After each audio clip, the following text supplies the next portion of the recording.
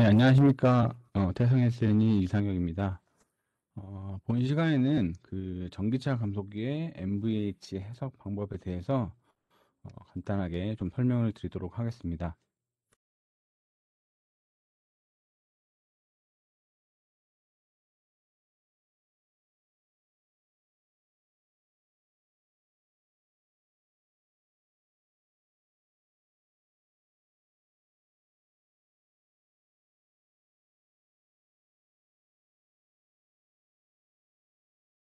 죄송합니다. 자, 그럼 먼저 그 전기차와 감속기의 소음 진동에 대한 개요입니다. 앞쪽에 제가 설명 다시 드리도록 하겠습니다. 네, 목차는 다음과 같습니다. 먼저 그 전기차 감속기의 개요로 그 전기차의 소음 진동에 대해서 간단하게 알아보고요. 그중에서 감속기의 소음 진동 특징에 대해서 한번 살펴보도록 하겠습니다. 그리고 이런 그 감속기의 MVH 특성을 좀 더 정확하게 분석하기 위한 그 해석 방법인 그 EM 포스를 고려한 그 감속기 해석 프로세스에 대해서 좀 알아보고 그 결과를 분석한 내용에 대해서 한번 살펴보도록 하겠습니다. 그럼 먼저 그 전기차와 감속기의 소음 진동에 대한 그 개요입니다. 다들 잘 아시겠지만, 최근에는 그 친환경 모빌리티에 대한 그 관심이 이제 전기차라든가 수소차 시장의 성장으로 이어지고 있고요. 그 뛰어난 경제성과 그 높은 성능으로 이제 운전자의 마음을 이제 사로잡고 있습니다. 그래서 전기차의 동력 구조는 이 그림에서 보시는 것처럼 그 화석연료를 연소시켜서 이제 구동 에너지를 얻는 내연기관차랑 좀 달리 그 배터리에 축적된 전기 모터를 회전시켜서 그 구동 에너지를 얻게 되죠. 그래서 전기차의 모터는 고효율, 고출력, 영구 자석형 구동 모터로 이제 높은 출력과 회전력을 갖고 있고 그 주행 중에도 이제 소음과 진동이 거의 발생하지 않고 이제 차량의 전체적인 소음이 낮다는 것입니다. 뭐 아시겠지만 이걸 잘 보여주는 게 이제 VSP라는 용어인데요. 이게 그 하이브리드 자동차라든가 전기차의 개발과 함께 만들어진 것으로요.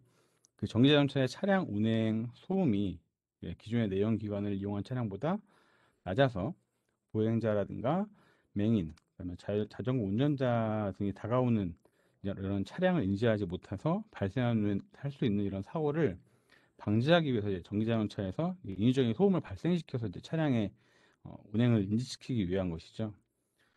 그래서 그 VSP에서 알 수 있듯이 이제 그만큼 전기자동차의 소음 특성 자체가 너무 조용하다는 겁니다. 너무 조용하다는 거. 그래서 이러한 전기자동차의 정숙성은 그 어떤 새로운 문제를 발생시키게 되는데 그 엔진 소리가 조용해짐에 따라서 어떤 주행 소음이라든가 뭐 풍절음, 그다음에 감속기의 와인 노이즈 같은 것들이 더 크게 느껴지게 되고 이에 따른 소음 저감 노력 또한 이제 요구가 되게 되는 거죠. 특히 이게 엔진을 대신해서 그 차량의 구동을 목적으로 사용되는 모터의 경우에는 그 모터 특유의 정기적 가진에 의한 그 순음 발생에 대한 부분이 또 있습니다. 그래서 본 시간에는 그 이런 전기차의 다양한 소음원 중에서 그 감속기의 MVH 특성을 이제 해석적으로 어떻게 분석하는 방법에 대해서 좀 더 잘 알아보도록 하겠습니다. 먼저 전기차 감속기 구동 모터의 소음 진동 특징에 대해서 한번 알아보도록 하겠습니다. 구동 모터의 전자기 소음 진동의 주요한 발생 원인은 그 전기력에 의한 토크 리플이랑 코깅 토크라는 게 있습니다. 좀 쉽게 이제 말씀드리면 그 부하가 있을 때 전기력이 토크 리플, 그다음에 부하가 없을 때를 코깅 토크라고 이해를 해주시면 될 것 같습니다. 그럼 좀 더 자세히 설명을 드리면 코깅 토크는 그 회전자의 영구 자석과 그다음에 고정자의 전자석 간의 자력 저항으로 인해 만들어진 그 토크 크기로 회전 위치에 따라 이제 달라지게 되고 주기는 회전 속도에 따라 회전의 영구 자석 수와 고정자의 전자석 수에 의해서 이제 결정되게 됩니다. 그리고 토크 리플은 그 부하를 받은 상태에서 그 모터 그 회전 운동 중에 여러 요인을 모두 포함한 비선형적 토크 변동을 나타내게 되죠. 그래서 이런 토크 리플의 원인은 코깅이 있을 수 있고요. MMF와 에어갭 플러스 고주파 간의 상호작용, 그리고 회전자와 고정자의 형상 등에 의해서 이런 것들이 발생을 하게 됩니다. 그리고 다음으로 이제 감속기 와인 소음의 가진원은 이제 구동 시 기어 물림에서 발생하는 그 트랜스미션 에러, T라고 하죠. 트랜스미션 에러입니다. 그래서 그 T는 그 피동 기어의 기어비에 의한 어떤 이론적인 회전량이랑 실제 회전량 사이의 차이이고요. 이 T를 발생시키는 주 원인은 그 기어 가공 오차, 그다음에 감속기 조립 오차, 그리고 구동 시의 기어 배열이 샤프트, 그다음에 하우징 등의 이제 강성 변화에 의해서 기어 물림에 대한 미스얼라이먼트 같은 것들이 있습니다. 결국 이런 전기차 감속기의 MVH 특성을 이제 해석적으로 분석하기 위해서는 그 앞서 말씀드렸던 그 모터에서 발생하는 이런 소음원이랑 그다음에 감속기에서 발생하는 소음원을 고려를 해서 이제 해석을 진행해야 좀 더 정확한 어떤 결과들을 얻으실 수가 있습니다. 그럼 모터 EM 포스를 고려한 어떤 감속기의 MVH 해석 방법에 대해서 한번 알아보도록 하겠습니다. 자, 그럼 EM 포스를 적용한 감속기 MVH 해석 방법에 대해서 한번 설명드리도록 하겠습니다. 뭐 기본적인 해석 프로세스는 다음과 같습니다. 보시는 것처럼 앞서 말씀드린 것처럼 이제 구동 모터에 EM 포스를 적용하기 위해서 그 NCS 맥스웰을 통해서 그 EM 포스 값을 산출하고 그 산출한 값을 그 NCS 모션에 그 기어 시스템 MVH 전문 해석 툴인 그 드라이브 트레인에 인가를 해서 이제 MVH 해석을 진행을 하게 되는 거죠. 그래서 이러한 해석 프로세스로 해석을 이제 진행하게 되면 구동 모터에서 발생하는 진동도 고려를 해서 이제 전시적인 감속기의 그 MVH 해석을 어, 진행하고 결과들을 분석을 하실 수가 있게 되는 겁니다.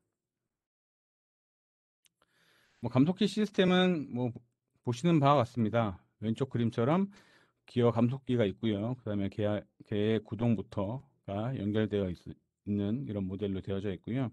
기어박스 시스템과 그다음에 오른쪽에 보이는 모터, 뭐 DC 모터의 스펙을 보실 수가 있습니다. 그럼 먼저 그 EM포스는 그 NCS 맥스웰 트랜지언트 해석을 통해서 그 RPM에 따라 계산이 되고요. 결과는 UMV 파일로 추출을 하실 수가 있습니다. 그래서 트랜지언트 해석에서 RPM을 설정을 하고 UMV 파일을 추출하기 위한 설정을 진행을 하게 되고요. 그리고 나서 Enable Harmony Force Calculation을 선택을 해가지고 스테이터와 로터의 UMV 파일을 결과를 추출하기 위한 스테이터 로터를 선택을 하게 됩니다. 그리고 마지막으로 아웃풋 디렉토리와 어떤 추출하고자 하는 스텝을 선택을 하고 이제 해석을 진행하게 되고요. 그렇게 되면 보시는 것처럼 아래쪽 보시는 것처럼 UMV 결과 파일을 얻을 수가 있습니다. 그리고 RPM 조건을 변경하면서 계속 해석을 진행하고 RPM에 따른 각각의 UMV 파일을 이제 산출을 하게 되는 거죠. 이렇게 그 NCS 맥스웰을 통해서 이렇게 감속 시스템에 적용할 어떤 구동 모터에서의 EM 포스 값을 산출을 하실 수가 있습니다. 이제 다음으로 이제 EM 포스를 적용할 이제 모터 및 어떤 기어 박스 시스템 모델의 구성을 이제 NCS 모션의 드라이브 트레인이라는 그 프로그램을 이용해서 진행을 하게 됩니다. 먼저 그 EM 포스를 입력하기 위한 구동 모터의 모델은 이제 보시는 것처럼 구성이 됩니다. 이 스테이터와 로터는 FE 모달 바디로 모델링을 하게 되고요. 나머지 샤프트랑 베어링은 그 드라이브 트레인의 샤프트 셋과 베어링 라이브러리를 이용을 해서 전체 모델 구동 모터 모델을 이제 어셈블리해서 구성을 하게 됩니다. 이 내용은 뒤에 가서 다시 한번 좀 더 자세하게 좀 설명을 드릴 거고요. FE 모달 바디라고 하면 기본적으로 NCS에서 MSP 그런 해석 기법이랑 동일하다고 이해를 해주시면 될 것 같습니다.